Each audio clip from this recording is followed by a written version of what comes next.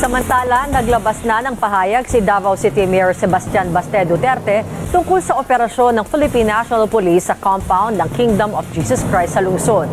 Iginiit ng alkalde na iginagalang nila ang pagpapatupad ng anumang warrant of arrest kung ito ay naaayon sa batas. Pero anya, hindi naman nasusunod ng PNP ang mga panuntunan sa maayos na paghahain ng warrant.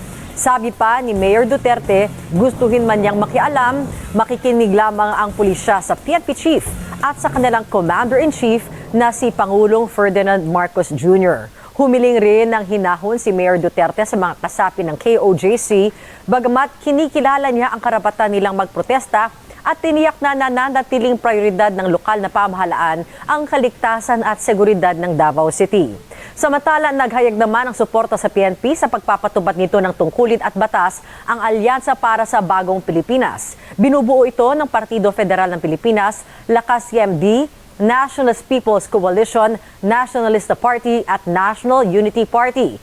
Iginiit ng alyansa, walang nakalalamang sa batas. Nananawagan rin sila sa lahat ng mga Pilipino na maging mapagbantay at kalmado at magtiwala sa mga demokratikong proseso. Ayon sa alkalde, kinikilala naman niya ang pag-iimplementa ng warrant of arrest. Pero hindi niya sinusunod ng PNP ang maayos at legal na paghahain nito at gumagamit sila ng dahas laban sa mga inosenteng mamamayan ng Davao.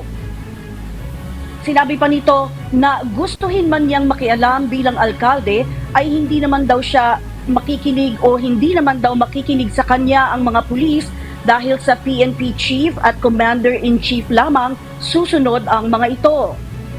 Nanawagan din si Mayor Duterte sa KOJC member na gawin na mapayapang paraan ang kanilang mga pagpuprotesta para na rin sa kanilang kaligtasan at seguridad ng buong lungsod.